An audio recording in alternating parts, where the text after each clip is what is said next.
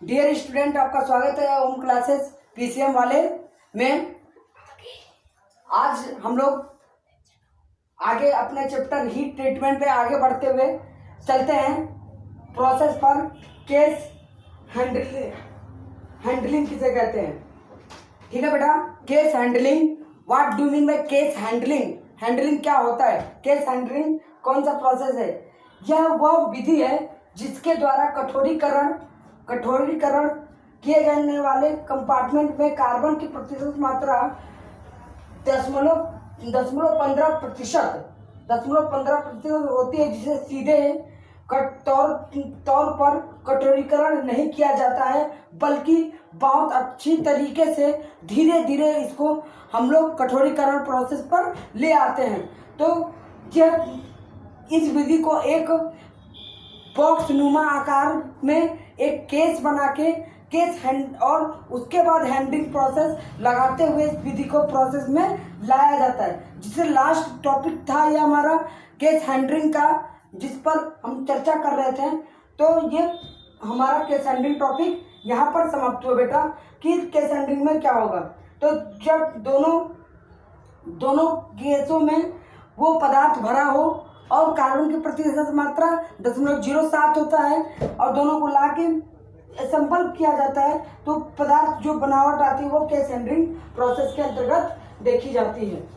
अच्छा बेटा, अब केस हैंडलिंग करने के लिए विधियां काम में लाई जाती है। कौन कौन सी विधि है जो केस हैंडलिंग करने के लिए काम में लाई जाती हैं? नाम बताते बेटा, बस नाम पेपर में पूछा जाता है कौन कौन सी वो विधियां हैं जो केस हैंडलिंग प्रोसेस में लाई जाती हैं। तो पहला बेटा है कार्बोराइजिंग विधि, नाइट्रोराइजिंग विधि, साइनाइजिंग विधि, फ्लेम हैंडलिंग विधि और इंडक्शन हैंडलिंग विधि। फिर से देख लीजिए, कार्बोनाइजिंग विधि, नाइट्राइजिंग विधि, क्लैंडाइजिंग विधि, फ्लेम हैंडलिंग विधि और इंडक्शन हैंडलिंग विधि। तो इतने विधि के द्वारा हम इस मेथड से हम केस हैंडलिंग करते हैं। तो केस हैंडलिंग के ये हमारे आपके पास 6 मेथड थे, जिस 6 मेथड द्वारा केस हैंडलिंग किया जाता है। कार्बोनाइजिंग विधि में क्या होता है? कार्बोनाइजिंग विधि वह विधि है जिसके अंतर्गत एक हैंडल होता है, लीड पाई जाती है, फायर क्ले पाया जाता है, ठीक है, और फिर फायर में तो मेटल बॉक्स होता है। ये हमारा कार्बोनाइजिंग विधि। आपने देखा होगा जो गोल सिलेंडर होता है, गोल सिलेंडर जिसमें आग बुझाने का क्रिया करता है, वो कार्बोनाइजिंग सिलेंडर की तरह ही प्रयुक्त होता है। बात समझ में आ रही है? जो कार्बोनाइजिंग सिलेंडर में गोल सिलेंडर लगा होता है वो कार्बोनाइजिंग सिलेंडर की तरह ही काम करता है बच्चों। अच्छा, जो टॉपिक है उसके लिए दूसरी विधि पे आते हैं हम लोग। इसमें प्रयोग होने वाली गैसें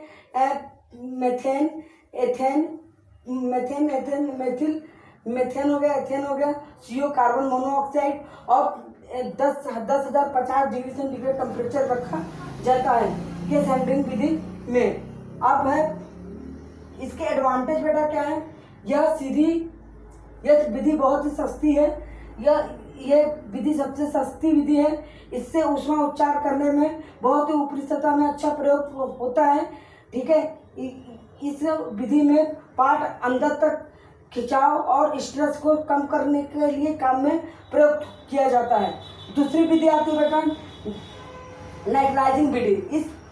इस प्रक्रिया में स्टील की नाइट्रोजन कार्बोनाइजिंग द्वारा केस हैंडलिंग की जाती है। इससे स्टील पार्ट को 100 घंटे तक 500 डिग्री सेंटीग्रेड पर अमोनिया गैस के वातावरण या नाइट्रोजन युक्त किसी अन्य पदार्थ के संपर्क में गर्म करके केस हैंडलिंग की जाती है। देख लीजिए बेटा क्या कह रहा है?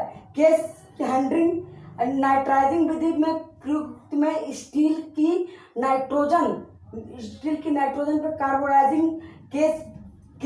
कार्बोनाइजिंग द्वारा केस हैंडलिंग की जाती है। इसमें स्टील पार्ट को 100 घंटे तक तथा 500 डिग्री सेंटीग्रेड पर अमोनिया गैस के वातावरण में या नाइट्रोजन युक्त किसी अन्य पदार्थ के संपर्क में गर्म करके हैंडलिंग की जाती है। फिर है क्लैंडिंग प्रोसेस। क्या होती है क्लैंडिंग प्रोसेस? इस प्रक्रिया में एलॉय स्टील को मोल्टन स्लाइडिंग में गर्म करके केस हैंडलिंग की जाती है। अधिक से अधिक गहराई तक हैंडलिंग करने के लिए बहुत ही कुंचिंग भी की जाती है। अब आता है फ्लेम हैंडलिंग प्रोसेस।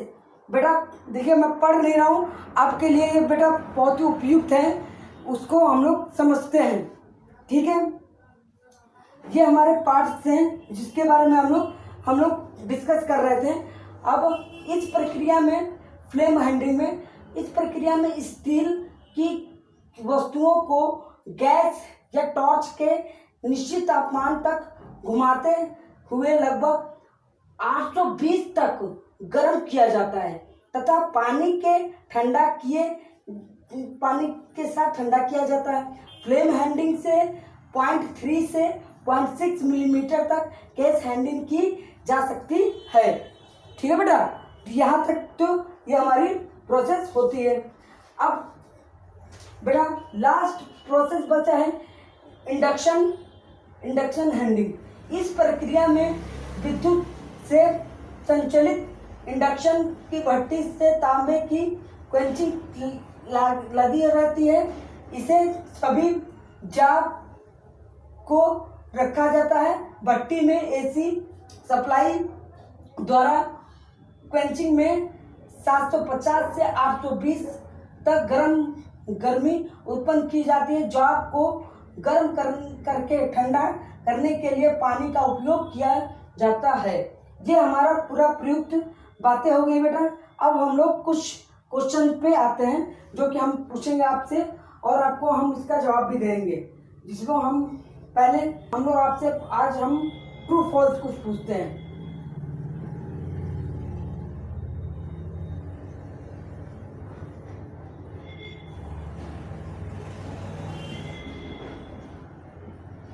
ठीक है, देखिएगा पहला क्वेश्चन आपके लिए ट्रू फॉल्स में।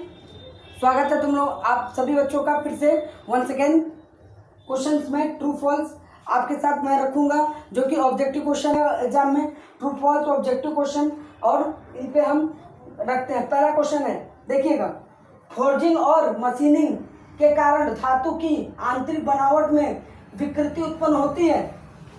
बताना है बेटा, फोर्जिंग में धातु के आंतरिक और बनावट में विकृति उत्पन्न होती है, ऐसा सही है कि गलत, सत्य या असत्य?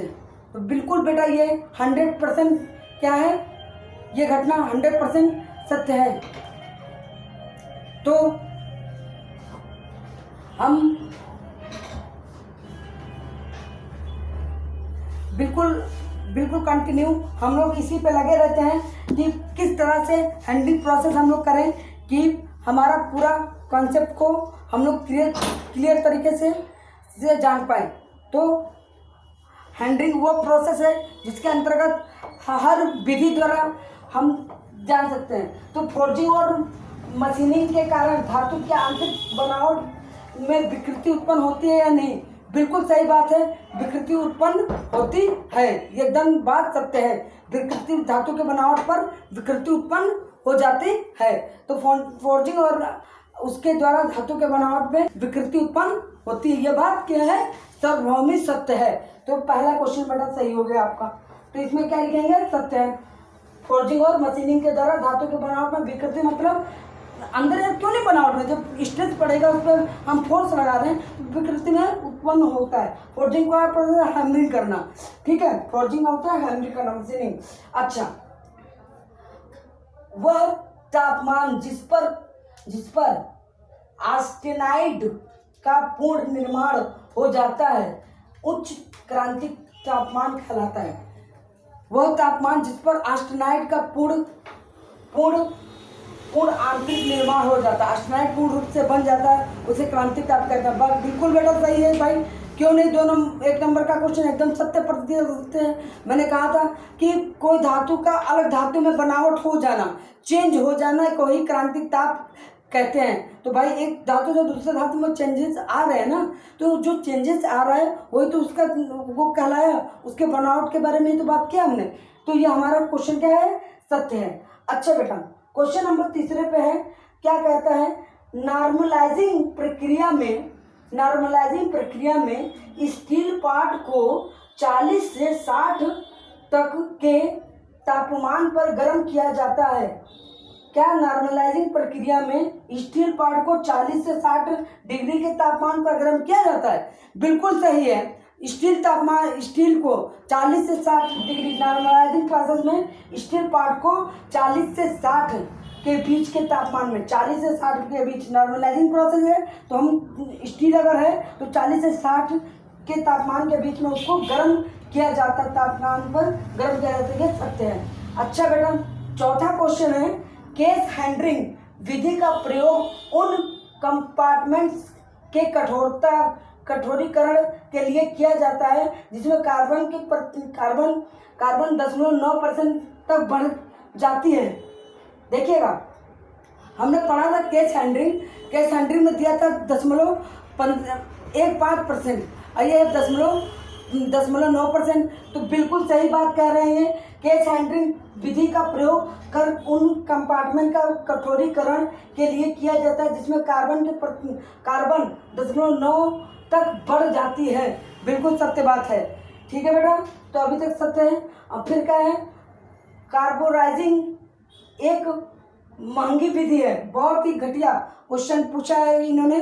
कार्बोराइजिंग एक बहुत ही सस्ती विधि होती है, महंगी विधि बिल्कुल नहीं है। कार्बोराइजिंग एक सस्ती विधि, असत्य हो गया बेटा, ये क्वेश्चन असत्य है। अब आपको पास क्वेश्चन आ रहे हैं, रिक्त स्थान की पूर्ति कीजिए।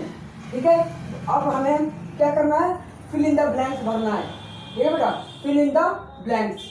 तो लिख देते हैं, फिल in the blanks। क्या लिख लिया, फिल इन द ब्लैंक्स। सोच रहे हैं सर आज करना क्या रहे हैं, बिल्कुल यही पेपर में आने वाले हैं। ये आपके पेपर में बिल्कुल ऐसे ही क्वेश्चन आने वाले हैं भाई। ठीक है, ऑब्जेक्टिव क्वेश्चन इसी तरह से पूछे जाएंगे, और जो कि आप लोग 110% कर पाएंगे। हमको उम्मीद है और हमारा दावा है कि आप 100 में से 100% वर्कशॉप एंड साइंस कैलकुलेशन में नंबर लेके आएंगे। ठीक है, तो इसी के साथ क्वेश्चन लेते हैं। क्या है क्वेश्चन में, देखिए क्वेश्चन कहता है आपसे, ऊष्मा उपचार विधि द्वारा धातु की आंतरिक बनावट में परिवर्तन करके डैश गुणों में परिवर्तन किया जाता है। किस चीज के गुणों में परिवर्तन हो जाता है? ऊष्मा उपचार की विधि द्वारा धातु के आंतरिक बनावट में परिवर्तन करके डैश के गुणों में परिवर्तन होता है। बेटा उसके गुणों में परिवर्तन होता है, किस चीज के गुणों में